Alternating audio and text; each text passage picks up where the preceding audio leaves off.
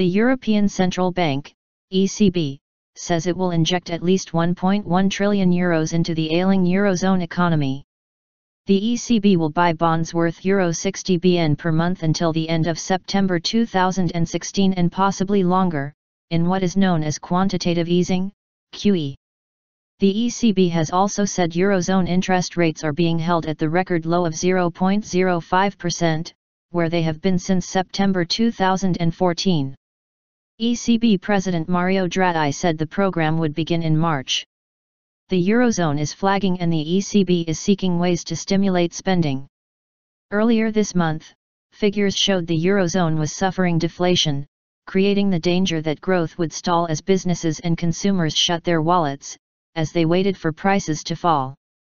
Mr. Draghi said the program would be conducted until we see a sustained adjustment in the path of inflation, which the ECB has pledged to maintain at close to 2%. The value of the euro fell following Mr. Draghi's announcement, falling by more than a cent against the US dollar to $1.1472. Lowering the cost of borrowing should encourage banks to lend and eurozone businesses and consumers to spend more. It is a strategy that appears to have worked in the US, which undertook a huge program of QE between 2008 and 2014. The UK and Japan have also had sizable bond buying programs.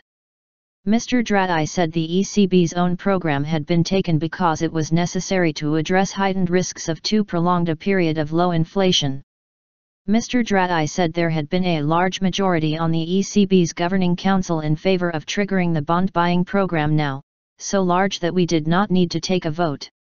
Up until now, the ECB has resisted QE, although Mr. Draghi reassured markets in July 2012 by saying he would be prepared to do whatever it took to maintain financial stability in the eurozone, nicknamed his Big Bazooka speech. Since then, the case for quantitative easing has been growing. In advance of the ECB's announcement, there had been speculation that the central bank would not actually buy any bonds itself, but would invite the central banks of eurozone member governments to do so. In the event, Mr. Draghi said only 20% of the new asset purchases would require national central banks to shoulder risks outside their own borders. But he added, the modalities, the amounts, the rules, the limits that you just asked me about have been decided here in Frankfurt. So the governing council is the sole decision maker and the decisions are meant to affect monetary and financial conditions across the whole euro area. Shock and awe. The Italian finance minister, Pier Carlo Padoan, welcomed Mr. Draghi's ambitious strategy, which he said was good for Europe. Speaking in Davos to BBC Economics editor Robert Peston, he said it would push away any risk of deflation and provide an injection of confidence to markets. But he added that it was just one element of efforts to restore the eurozone's economic fortunes.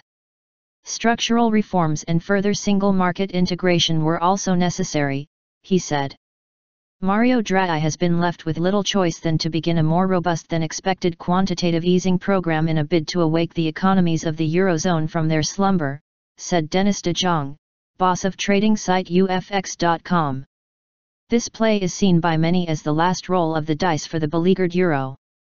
QE has had some success in the US and UK, but with such a patchwork of economies and banking systems in the eurozone, the jury is very much out. Nancy Curtin, Chief Investment Officer of Close Brothers Asset Management, said, European QE is set to start with a bang rather than a whimper, a fact that will be well received by investors.